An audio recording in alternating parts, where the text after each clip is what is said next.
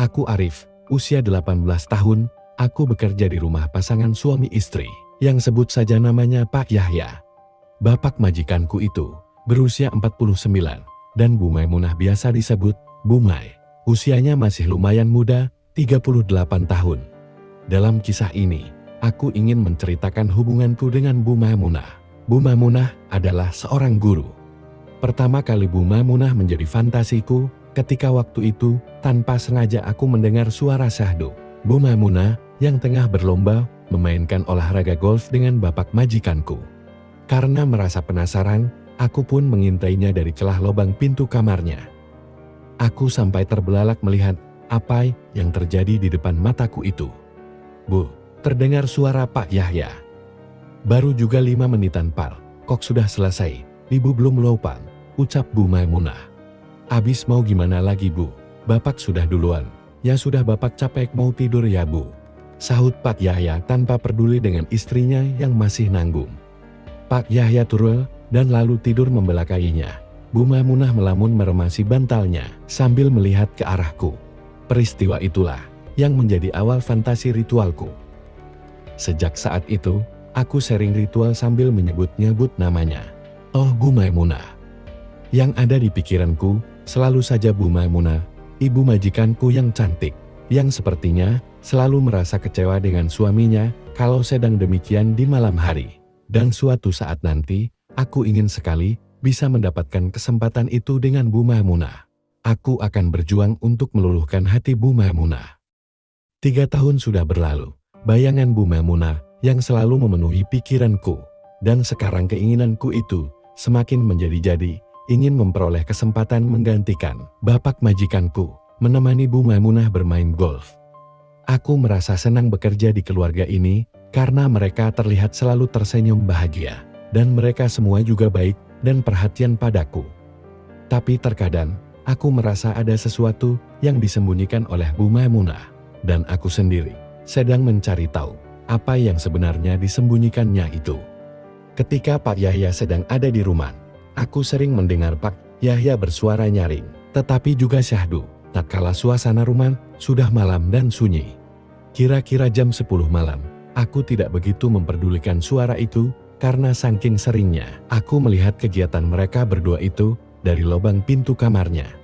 Paling hanya 10 menitan suara itu terdengar, dan selanjutnya akan lenyap. Dan kebiasaan bapak majikanku pastinya akan langsung tidur lelap, karena kecapean setelah bermain demikian dengan Bu Maimunah. Di dapur aku menyeduh teh manis untuk menenangkan pikiranku itu setelah menyaksikan apa yang aku lihat itu. Biasanya aku membawanya ke kamarku supaya lebih santai meminumnya. Ketika sedang asik menyeduh teh manis itu, Bu Maimunah datang ke dapur dan agak kaget ketika melihat ada aku di dapur itu. Bu Maimunah saat itu hanya memakai kain sarung yang digunakan untuk menutupi keindahannya. Untuk mengalihkan perhatianku pada penglihatanku yang melihatnya dalam keadaan acak-acakan itu, aku pura-pura tak menyadari dan menyapa Bu Maimunah. Ibu, mau kemana Bu? Tanyaku. Ke kamar mandi Riz, mau bersih-bersih dulu. Kirain gak ada kamu di dapur, Ibu sampai kaget tadi, sahut Bu Maimunah. Habis Ibu dari kamar mandi, minum teh dulu Bu ya, tawarku. Hen, boleh. Lagian Ibu juga belum ngantuk betul ini, sahutnya seraya Bu Maimunah melangkah pergi ke kamar mandi. Dan ketika beliau ada di kamar mandi itu, aku mendengar dengan jelas suara demikian dari Bu Maimunah yang begitu merdu. Mungkin Ibu sedang membersihkan bekasnya dan mencuci mukanya. Tak lama berselang, datanglah Bu Maimunah yang keluar dari kamar mandi, lalu duduk di kursi di depanku di meja makan yang ada di dapur itu. Aku sediakan secangkir teh manis hangat untuk Bu Maimunah. Makasih Rif, kamu itu pandai banget ngambil hati Ibu. Teh manis buatan kamu memang ucapnya. Gak kemanisan kan Bu? Kalau kurang manis lihat aku saja Bu, hehehe. Ucapku ingin mencoba mengajaknya bercanda. Dasar kamu ya, malam-malam sudah gombalin Ibu. Kamu belum ngantuk Rif? Tanya Bu Maimunah sepertinya masih ingin berlama-lama ngobrol denganku. Belum Bu, tadi Arif merasa haus makanya ke dapur bikin teh manis.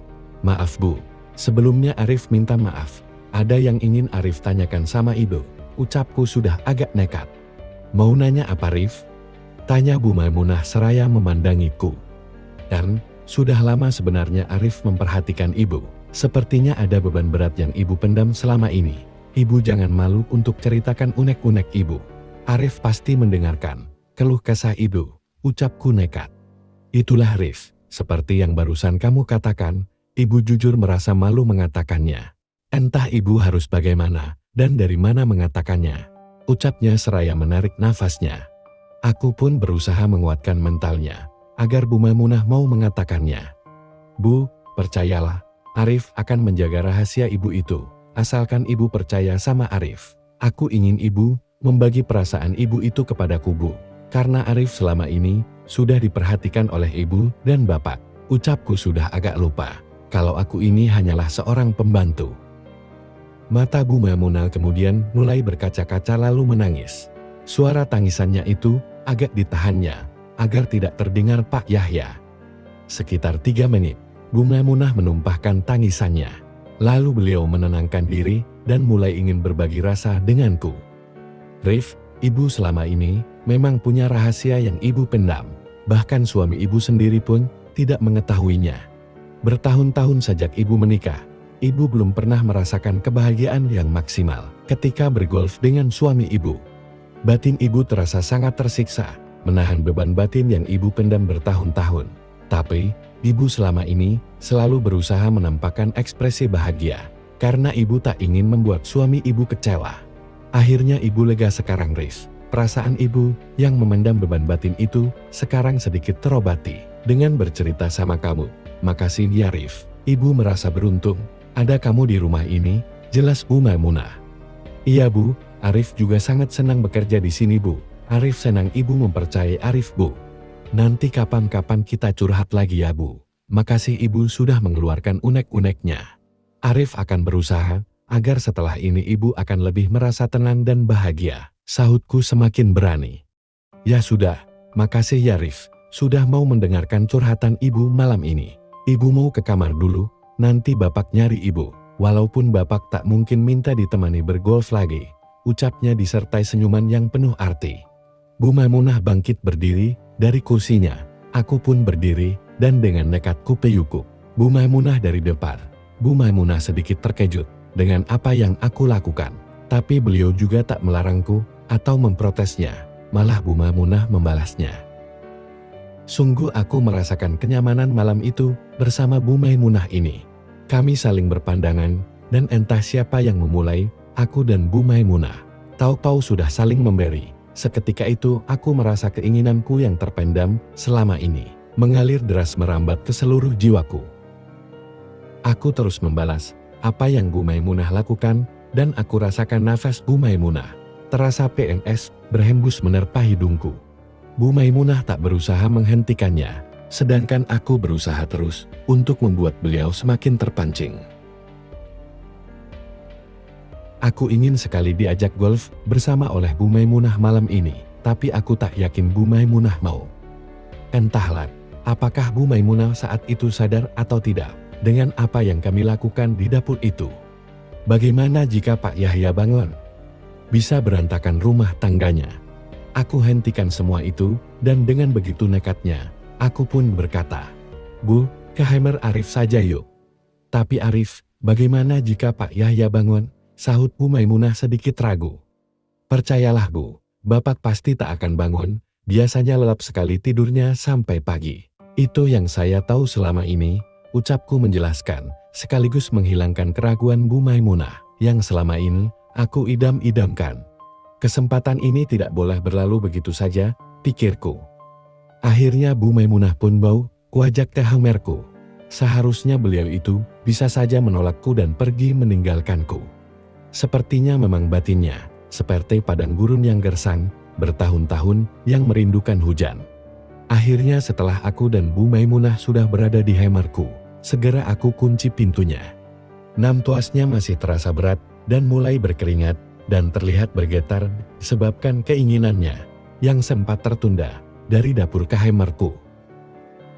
Dengan segera aku dan Bu Maimunah kembali memulainya. Segala resiko sudah tidak kami pedulikan. Bila mana Pak Yahya terbangun dari tidurnya. Tanpa malu sedikit pun, Bu Maimunah terus membalasku. Aku mulai menghilangkan semua penghalang yang akan mengganggu acara bergolf ria dengan ibu majikanku di malam itu. Aku merasakan sensasi yang luar biasa ketika itu. Tidak hanya aku sendiri, ternyata Bu Maimunah pun merasakan sensasi yang berbeda dari biasanya. Ada perasaan yang menggebu-gebu di dalam dirinya. Bu Maimunah tahu ini sudah tidak benar, tapi di dalam jiwanya yang terdalam sangat menginginkan agar aku malam itu menyirami jiwanya yang begitu kering. Sudah kepalang tanggung, lalu aku demikian. Dan alangkah senangnya hatiku, karena dengan serta-merta Bu Maimunah memberikan peluang itu, dan membuka jalannya seluas-luasnya. Dengan melihat kesempatan itu, aku segera mendekatkan muhluatku ke daerah sumber mata airnya. Bu Maimunah kelihatan SKA kalau saat aku melakukan hal itu.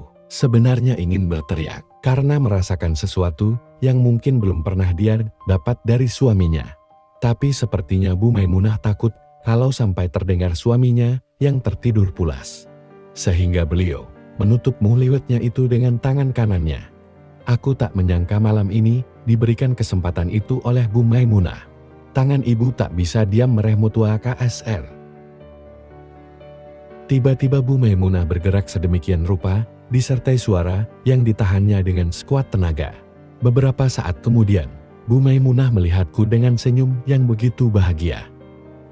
Bu Maimunah tersenyum. Mungkin dia tidak menyangka kalau aku bisa berhasil membuatnya mendapatkan apa yang selama ini tidak didapatkannya dari suaminya. Padahal saat itu belum melalui penyempurnaan, masih baru dengan Mehliweti saja. Bu Maimunah yang merasa senang dan bahagia pun semakin lupa daratan. Sehingga ketika acara bergolf malam itu mendekati fase yang sebenarnya, Bu Maimunah tidak menolakku, malah sebaliknya. Beliau dengan penuh kasih sayang membantuku dan menyambutku dengan penuh semangat. Mungkin saja dia melihat ketulusan dari diriku yang ingin membuatnya bahagia. Apalagi Bu Maimunah memang ingin merasakan apa yang selama ini tidak pernah didapatkan dari suaminya itu dariku. "Arif, ibu bahagia sekali malam ini," bisiknya. Aku tidak begitu memperdulikan kata-katanya itu, karena aku sudah tak sanggup membalas ucapannya itu. Karena pikiranku terfokus pada satu tujuan. Malam itu, aku ingin membuat Bu Maimunah benar-benar merasa bahagia dan akan selalu membutuhkan itu dariku. Sudah 20 menit, aku bersama Bu Maimunah bergolf ria di malam yang syahdu itu di kamarku. Dan tiba-tiba saja Bu Maimunah berbisik dengan lembut. "Arif, ibu sudah dekat." "Aku juga, Bu. Di mana lepasinnya?" tanyaku. "Di DLM," sahutnya. Setelah mendapatkan izin dari Bu Maimunah itu, aku semakin bersemangat. Tidak berselang lama, aku dan Bu Maimunah berhasil di finish dengan perasaan benar-benar senang dan bahagia sekali. Sebenarnya malam itu, aku masih ingin bisa untuk mengulanginya dengan Bu Maimunah. Tapi melihat situasi yang kurang bersahabat, terpaksa keinginan itu pun aku tangguhkan. Bu Maimunah tahu kondisiku saat itu yang masih ingin dengannya dan menyadarinya, sehingga dia merasa kagum. Meskipun keinginanku masih tinggi malam itu, tetapi aku lebih mementingkan keselamatan rumah tangganya. "Bu, malam ini segini saja dulu ya, takut ketahuan Bapak. Jika ibu berkenan, bolehkan Arif kapan-kapan menemani ibu lagi bergol," ucapku seraya demikian. "Gimana nanti saja, ibu pikir-pikir dulu. Jujur ibu bahagia banget malam ini. Ibu baru malam ini, bisa seperti barusan, ibu ke kamar dulu ya. Untung suami ibu gak bangun. Nekat juga kamu. Tapi makasih ya atas kedekatan kamu ini," sahutnya. "Ibu gak nyesel kan? Gak marah kan?" tanyaku. "Gak Arif, ibu juga senang kok.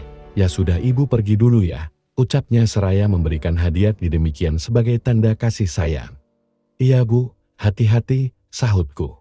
"Iya Arif," sahutnya seraya melangkahkan kakinya keluar dari kamarku dengan wajah yang berseri-seri. Bu Maimunah telah pergi ke kamarnya, menemani Pak Yahya TDR. Sementara, aku hanya bisa berbaring di kasur dan menatap langit-langit kamarku, yang menjadi saksi bisu antara Bu Maimunah dan aku pembantunya. Apakah Bu Maimunah akan memintaku memberikan itu kembali di kesempatan lain? Ataukah Bu Maimunah malahan akan mencari cara mengeluarkanku dari rumahnya itu karena menyesal telah membohongi suaminya? bersambung. Jangan lupa subscribe. Oke, langsung saja kita ke ceritanya. Jumat siang aku dimintai tolong oleh Bude Sri untuk mengantarnya pergi berlebaran ke saudara yang ada di luar kota, yang jaraknya kurang lebih 4 jam perjalanan mobil, itu pun tentunya kalau tidak lagi macet. Rencananya kami akan langsung pulang lagi ke rumah alias tidak menginap. Sesampainya di rumah saudara, ternyata anggota keluarga pas pada berkumpul di sana. Banyak di antara saudara perempuan yang lama tidak bertemu dengan Bude Sri mengatakan kalau awet muda dan cantik. Memang kecantikan Bude Sri tidak ada duanya, malah masih lebih cantik dan menarik Bude Sri jika dibandingkan dengan para ibu-ibu yang 10 tahun lebih muda darinya. Walaupun sebenarnya Bude Sri sudah berumur 49 tahun. Karena Bude Sri selalu menjaga kesehatan dan tidak pernah melupakan senam. Kalau di rumah, beliau selalu merawat dirinya agar tetap fit, cantik dan energik. Tepat jam 10 malam, kami pamitan untuk pulang. Maklum rumah kami sangatlah jauh, dan bila tidak ada halangan, mungkin kami berdua akan sampai di rumah sudah tengah malam, atau jam 2 pagi. Setengah jam kemudian, tepatnya jam 22.30, kami telah meninggalkan rumah saudara kami itu, dan aku langsung tancap gas. Dalam perjalanan pulang itu, tiba-tiba Bude Sri mengingatkanku, "Hati-hati jangan terlalu ngebut ya Bud, jalannya sangat licin." Betul kata Bude Sri, karena saat itu hujan yang turun mulai deras, apalagi sudah mendekati puncak dan jalannya mulai berkabut. Beberapa saat kemudian, tiba-tiba setir mobil aku rasakan sangat berat. "Aduh Bude, ban mobilnya bocor ini." Secara refleks Bude Sri menjawab, "Cepat pinggirkan mobilnya ke halaman hotel terdekat, takutnya nanti nggak keburu, bisa-bisa kita repot di jalan, mana hujan deras lagi." "Iya Bude."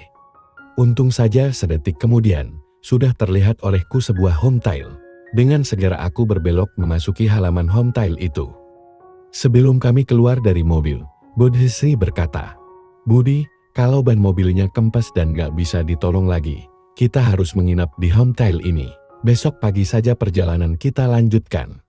Mendengar rencananya itu, aku pun hanya mengangguk. Karena memang keadaanlah yang mengharuskan kami untuk singgah di homestay itu. Dan tidak lama berselang, kami berdua dijemput dan diantar petugas homestay ke resepsionis. Untuk mengurangi kecurigaan pihak homestay, Bude Sri langsung mencatat identitas kami berdua sebagai suami istri. Terlihat Bude Sri mengerling kepadaku, sambil mengeluarkan kredit charge-nya untuk digesek sebagai jaminan menginap di homestay 1 malam. Setiba di Hammer, Bude Sri langsung tersenyum manis padaku dan berkata, "Budi, jangan macam-macam ya. Walaupun tadi Budi telah lapor ke pihak homestay kalau kita ini suami istri, tetapi kamu itu tetap keponakan Bude lo ya. Jadi nggak boleh macam-macam lo ya." Spontan aku menjawab, "Baiklah Bude Sri yang cantik." Entah dari mana datangnya keberanianku itu untuk mengatakan itu pada Bude Sri. Walaupun itu aku sampaikan secara bercanda, tetapi kalau dipikir-pikir, wah bisa berabe juga tinggal di satu kamar homestay dengan Bude Sri yang cantik dan menawan begini. Pasti dugaan orang, kalau bukan suami istri yang kemalaman, pastilah kekasihnya. Dan yang jelas pastilah mereka akan memanfaatkan waktu yang sangat panjang untuk melewati malam yang indah berdua, sepuas-puasnya. Di saat aku memikirkan praduga orang terhadap kami berdua, tak terasa ada yang tiba-tiba menggeliat pada diriku. Sepertinya bisikan-bisikan halus mulai menguasai pikiranku, membuatku hampir salah tingkah. Tiba-tiba saja Bude Sri berkata lagi, "Budi mau mandi dulu ya, tolong bantu buka ini."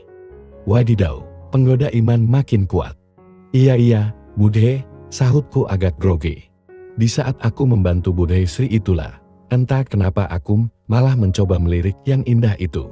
Sehingga dalam hati aku berkata, pastilah semua laki-laki yang berdekatan dengannya ingin bisa memiliki keindahan dan kesempurnaan alami yang ada padanya tanpa terkecuali, termasuk aku.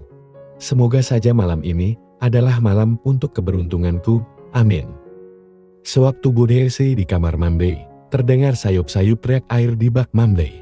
Tiba-tiba saja terdengar panggilan perlahan dari Bude Sri dari kamar mandi itu. "Budi, kamu mandi juga ya, airnya nyaman dan hangat kok." "Bentar lagi Bude," sahutku.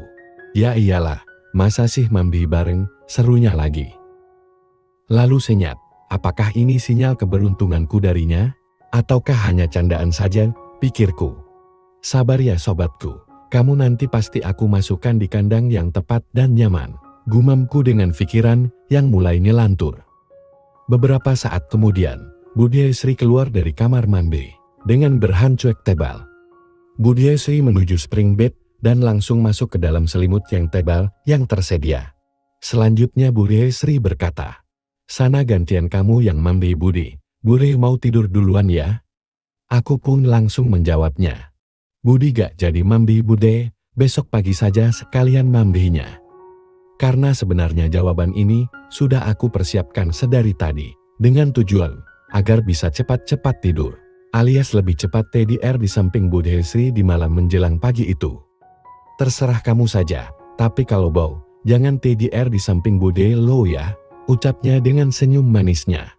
Setelah aku ikut TDR, aku masih menunggu kira-kira 10 menit. Setelah nafas Budiasri seperti mulai teratur alias sudah tidur, dengan perlahan aku mencoba ikut juga masuk di balik selimut tebal itu. Tetapi tiba-tiba saja Budiasri bergerak. Mungkin karena hembusan angin dingin akibat selimut yang dipakainya aku begitu. Sehingga tampak olehku kalau Budiasri yang tengah tidur di bawah selimut itu dengan sejuta keindahannya karena hanya mengenakan hancuek tebal itu tadi.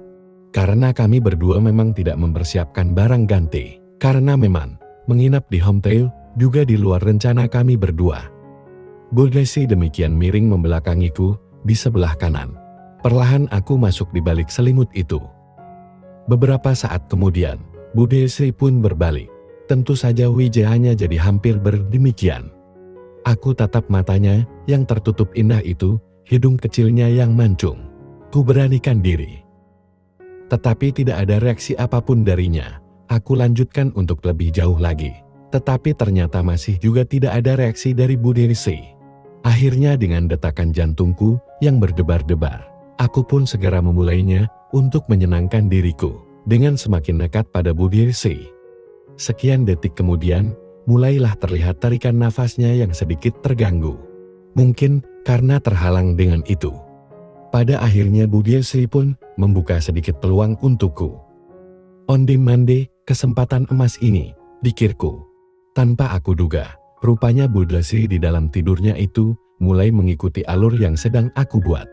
Mungkin saja Budiasri sedang bermimpi dalam tidurnya itu.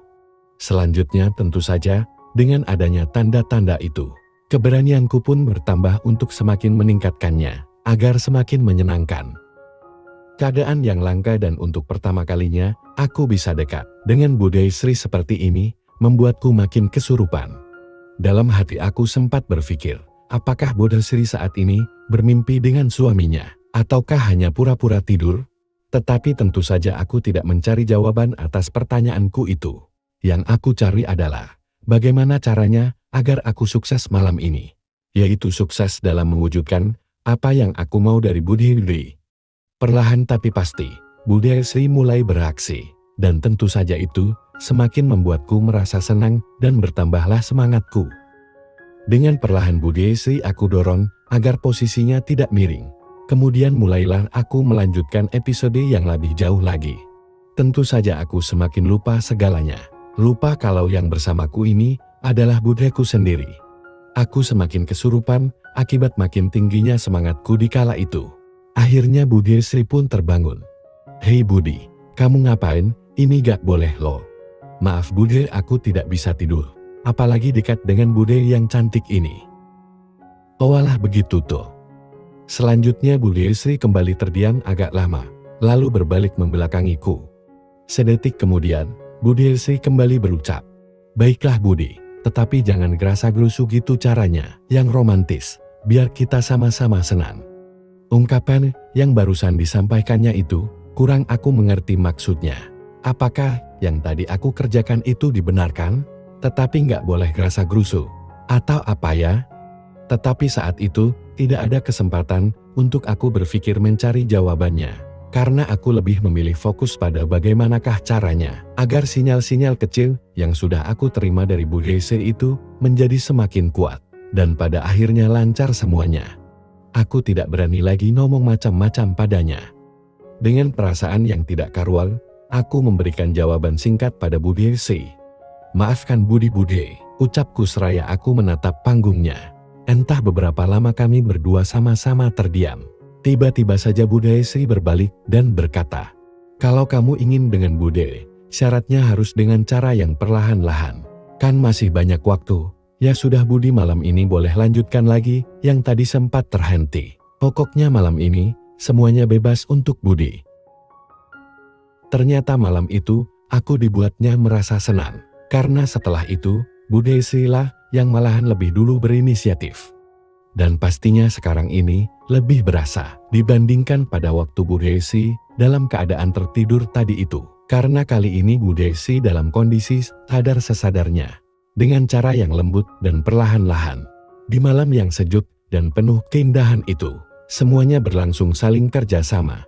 Saling membantu untuk mencapai satu tujuan yang bisa membuat siapapun akan lupa segala-galanya. Begitupun bagiku dan Bu Desi. Sesaat kami berdua lupa bahwa yang terjadi di malam itu adalah antara keponakan dan budenya yang orang bilang sangatlah tabu. Tetapi justru itulah yang menambah suasana makin seru dan penuh suasana yang sangatlah romantis. Sungguh satu pengalaman yang sangat sulit dilukiskan dengan kata-kata. Rasanya aku tidak mau semua ini berlangsung terlalu cepat. Kulihat mata Bu Desi mulai terpejam hingga pada kenyataannya semuanya haruslah berakhir. Jam dinding hotel telah menunjukkan pukul 3 pagi, yang akhirnya kami berdua tertidur.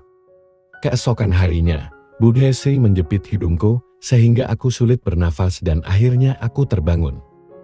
"Selamat pagi keponakanku tersayang," sambutnya sambil tersenyum manis. Tidak kusia-siakan kesempatan itu. Hingga di pagi itu, sebelum kami berdua check out, masih dapat kesempatan satu kali lagi. "Bude, kapan-kapan boleh ya minta lagi. Kamu boleh ambil JTH kamu kapanpun kamu mau, asalkan pakai kamu tidak tahu." Begitulah awal mulanya terjadinya peristiwa itu. Dan semua itu berjalan sampai kini, meski kami harus sembunyi-sembunyi mencuri waktu. Dan jujur saja aku sudah merasa candu, bagaimana tidak, bahwasanya budirku itu selalu punya cara yang baru dan unik untuk membuatku bahagia. Demikianlah ceritaku. Sekian dan terima kasih.